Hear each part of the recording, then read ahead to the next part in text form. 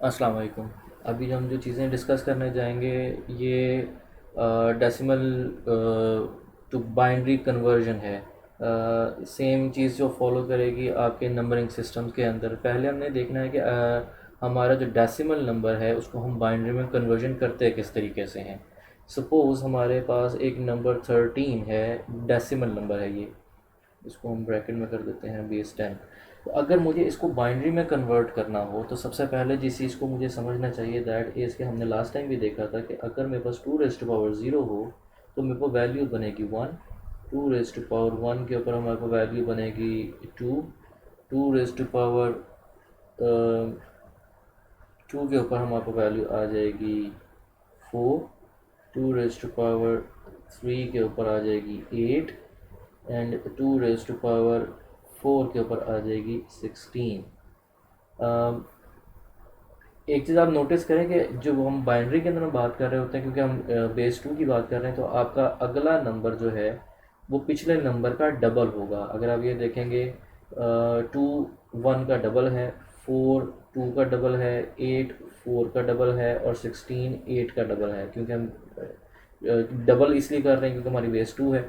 अच्छा, इसी तरीके से हमने साइड पे लिख लिया है। ये हमारे पास वहाँ तक जाएगा जहाँ तक हम इक्वल टू दिस वैल्यू ना हो जाए या 1 ग्रेटर देन, या हमें बस जस्ट एक ऐसा पॉइंट जिसके बाद डायरेक्टली वो एक नंबर उससे बड़ा हो जाए। जिस तरह ये है कि 2 रेज़ टू पावर 4 के ऊपर हम इससे बड़े हो जाते हैं, लेकिन जब हम 2 रेज़ टू पावर 3 पे जाते हैं तो हम इससे स्मॉलर हो जाते हैं। तो नेक्स्ट स्टेज, वो लास्ट स्टेज जिसके ऊपर आप जस्ट इससे बड़े हो जाएं, आपने वहाँ तक अपनी जो है इसकी काउंटिंग चेक करनी है। अब इसको हम कन्वर्जन किस तरीके से करेंगे। अब चूंकि ये वाला पॉइंट वो वाला पॉइंट है जिसको हम यूज़ नहीं कर सकते क्योंकि ये इससे बड़ा हो गया है, तो हम इसके लोअर वाली पॉइंट को देखेंगे which is 2 raise to power 3। 2 raise to power 3 is equal to 8। तो अगर हम इस नंबर में से 8 निकाल दें तो हमारे पास रिमेनिंग वैल्यू क्या बचेगी। तो अगर हम इसमें से ये वैल्यू निकाल दें तो हमारे पास वैल्यू बचेगी 13 - 8 इज़ इक्वल टू 5। अब मेरे पास ये वैल्यू मौजूद है जिसको मुझे जो है कन्वर्ट करना है। तो मैं क्या करूँगा, 5 के, अब चूँकि मैं ये चीज़ को अकॉम्प्लिश कर चुका हूँ तो मैं इसको दोबारा क्योंकि यूटिलाइज़ नहीं कर सकता, मैंने इसको काट दिया। अच्छा, अब क्या मेरे पास जो अगला नंबर जनरेट हो रहा है विच इज़ 4, क्या ये नंबर इसके इक्वल या इससे छोटा है। अगर तो ऐसा है कि ये इक्वल है फिर तो बहुत अच्छी बात है, लेकिन अगर इससे छोटा है तो हम तब भी क्या करेंगे, हम इसको यूटिलाइज़ करेंगे 2 raise to power 2 which is equal to 4। हमने इसको यूटिलाइज़ किया और हमने देखा कि अब मेरे पास वैल्यू क्या बची। तो हमारे पास वैल्यू ये बचेगी कि हमारे पास एक्चुअली 5 था, अब इसमें से हमने 4 को माइनस किया, हमारे पास आंसर आया 1। अब क्या ये वाली जो हम अब चूंकि इसको यूटिलाइज कर चुके हैं इसी वैल्यू को, हम इसको भी अब इसको जो है डिस्कार्ड कर देते हैं। अब हम नेक्स्ट नंबर की तरफ जाएंगे। क्या ये नंबर जो है ये इक्वल टू दिस नंबर या स्मॉलर देन दिस नंबर है। नहीं, ये नंबर हमारे पास ग्रेटर देन दिस नंबर है, तो हम इस वैल्यू को यूटिलाइज नहीं कर सकते। तो फिर हम क्या करेंगे, हम इसको छोड़ के हम अगली वैल्यू की तरफ जाते हैं। क्या ये वाला जो नंबर है, ये नंबर इसके इक्वल या स्मॉलर देन है। एग्जैक्टली है। तो फिर हम इसको यूटिलाइज करेंगे और 2 रेज़ टू पावर 0। अब हम नीचे जाके ज़रा देखते हैं हमारे पास कौन कौन से नंबर जो हैं वो यूटिलाइज हुए हैं। हमारे पास 2 रेज़ टू पावर 3 यूटिलाइज हुआ है, हमारे पास 2 रेज़ टू पावर 2 यूटिलाइज हुआ है, और 2 रेज़ टू पावर 0 यूटिलाइज नहीं हुआ। हाँ, 2 रेज़ टू पावर 1 यूटिलाइज नहीं हुआ।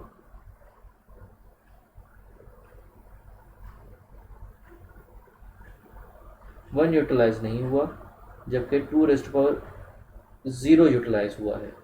तो फिर बाइनरी के केस में हम क्या करेंगे, 1 इसके नीचे अगर हम लिख दें और इसके नीचे भी 1 लिख दें क्योंकि दोनों यूटिलाइज हुए हैं। ये चूँकि यूटिलाइज नहीं हुआ इसको 0 लिख देंगे, और 2 रेज़ टू पावर 0 क्योंकि यूटिलाइज हुआ है इसको भी 1 कर देंगे। ये हमने क्यों किया, ये हमने इसलिए किया क्योंकि हमने जो पार्ट 1 हमने इस लेक्चर का देखा था उसके अंदर आपको शायद याद हो कि अगर हम इसको रिवर्स दोबारा करें तो आपको क्या नंबर मिलना शुरू होंगे। आपको नंबर मिलना शुरू होंगे इस तरीके से कि आपके पास चूँकि 2⁻0 है तो 2⁻0 इज़ इक्वल टू, ये आपका नंबर इस तरीके से बनेगा 1 × 2⁻0 प्लस 0 × 2⁻1 प्लस 1 × 2⁻2 प्लस 1 × 2⁸, सॉरी 3।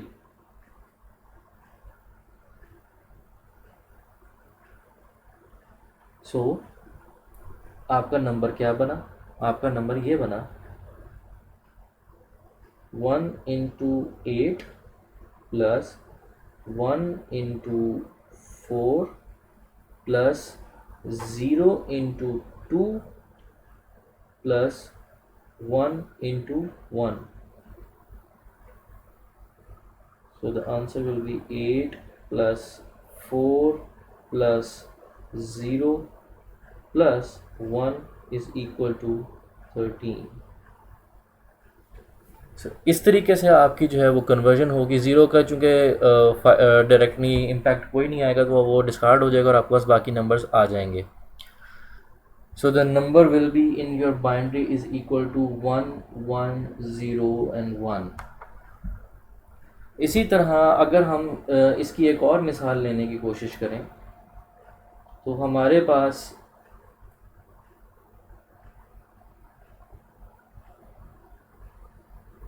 हम एक और एग्ज़ाम्पल देखते हैं which is 114।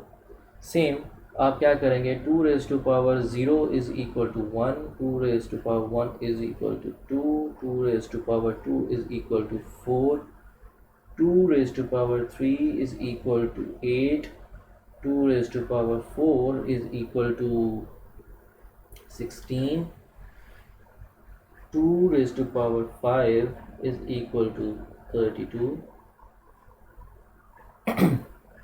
2⁶ is equal to 64 and 2�7 is equal to 128।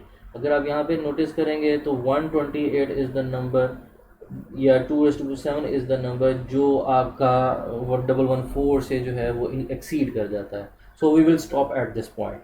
अब क्या करेंगे हम लोग, हम ये करेंगे कि हम सबसे पहले देखेंगे जो सबसे बड़ा नंबर हमारे पास अवेलेबल है विच इज़ इक्वल टू और less than equal to the number जिसको हमने कन्वर्ट करना है। इस केस में हमारे पास जो नंबर है दैट विल बी 2⁻6।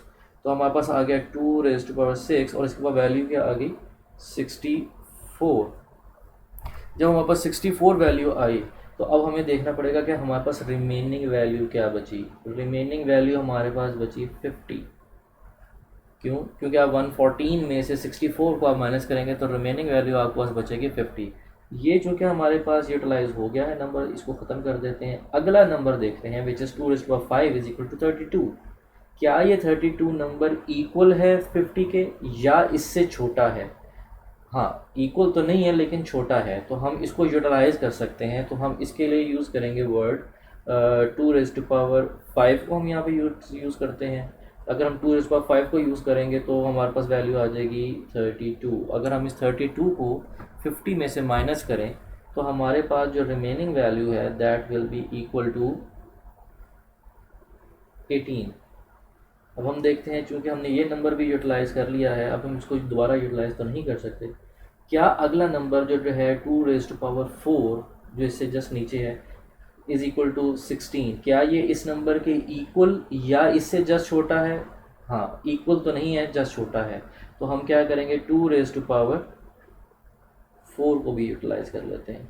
तो हम 2⁴ को यूटिलाइज़ करेंगे तो आंसर आ जाएगा 16।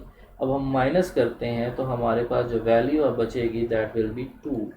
अब क्या हमारे पास जो वैल्यू, अब इसको चूँकि यूटिलाइज़ कर दिया, अब आगे हम देखते हैं। अगला नंबर है हमारे पास 2⁵ इज इक्वल टू 8। क्या ये नंबर इसके इक्वल या इससे जस्ट छोटा है? नहीं, तो हम इसको यूटिलाइज़ नहीं कर सकते। इससे अगले नंबर की तरफ जाते हैं 2⁵ इज इक्वल टू 4। क्या ये नंबर इस नंबर से इक्वल या इससे जस्ट छोटा है, नहीं, इसको भी यूटिलाइज नहीं कर सकते। अगले नंबर की तरफ जाते हैं, हमारे पास है 2⁻1 इज इक्वल टू 2। क्या ये नंबर इसके इक्वल या इससे जस्ट छोटा है? हाँ, ये इसके एग्जैक्टली इक्वल है। अगर ये इक्वल है तो हम यहाँ पर कौन सा नंबर यूज़ करेंगे? 2⁻1। जब हम इसको इसको हम 2 में से माइनस करेंगे तो अब हमारे पास बचा ही 0 है, और हमें इस केस के अंदर हमें नीचे जाने की ज़रूरत नहीं पड़ेगी। सो दैट मीन्स कि हमारे पास जो नंबर जनरेट होगा that will be starting from 2⁻6, 2⁻5, 2⁻4, 2⁻3, 2⁻2, 2⁻1 and 2⁻0। ये हमारे पास जो नंबर जनरेट होगा, तो वहाँ पर नंबर कौन सा 6 के नीचे आ गया 1, 5 के पास आ गया 1, 4 के पास आ गया 1, और हमारे पास 1 के पास आ गया 1। रिमेनिंग एरियाज़ के अंदर हमारे पास 0 आ जाएगा। So that will be the binary number equal to 114।